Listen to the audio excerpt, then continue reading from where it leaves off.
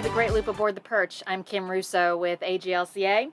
We are on leg 67 of the Perch's Great Loop Adventure. Today we're going from Beardstown to Grafton.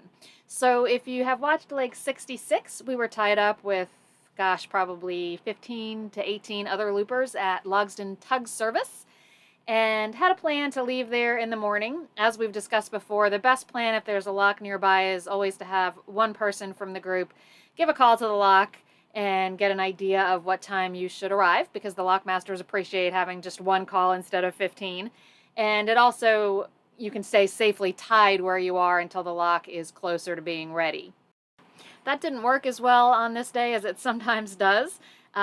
Basically, the lockmaster had told us to wait, a couple hours, and one of the boats in our group didn't get the message and kind of headed out and was allowed right through the lock. So that kind of created a scramble and everybody else got going, and as you can see from the video, we just went through the lock. We really didn't have much of a wait there, and then the large group of us, as you can see there, continued on down the river. For the Perch, our destination for the day was originally going to be Alton, which would have given us about 100 nautical mile day.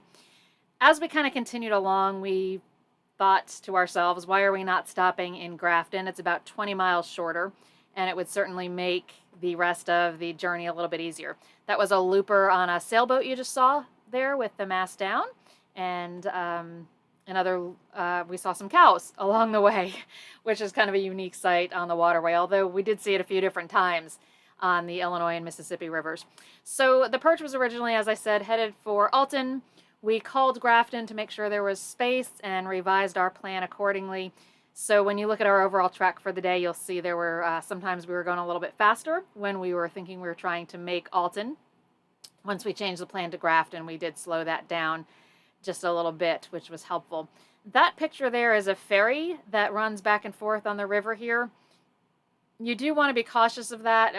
Certainly use boating etiquette and safety with the ferry, but apparently there have been some problems there with some of the faster cigarette type boats trying to beat the ferry, and the result of that is apparently lots of tickets being written. So just make sure you communicate with the ferry. If you see it there, don't try to dodge in front of it. Just wait for it to cross and fall in behind it to continue on your way down the river. So Grafton is an AGLCA sponsor, and the harbor there is kind of known as the Key West of the Midwest. There is a beautiful gift shop there. It was 100 degrees, close to it, upper 90s, 96, 97, 98, a few of the days we were in Grafton, and they have a pool there, so everyone greatly enjoyed that. We are going to do a Great Loop lifestyle on Grafton and Alton combined, since they're only 20 miles apart. Some loopers will do both, but some will pick one or the other. So arriving in Grafton, you can see we started to see a little bit more population along the shoreline. Many of the slips at Grafton are covered, as you can see in that picture. The transient slips mostly are not, although it depends where they have space for you. But that's our overall track for the day.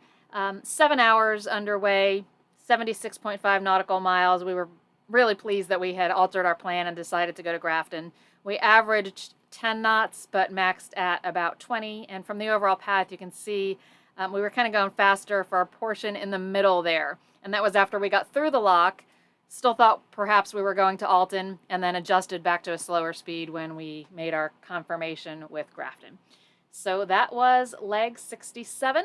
We will be back soon with our next leg, which is going to be a short one because we're just going to go from Grafton to Alton. See you then.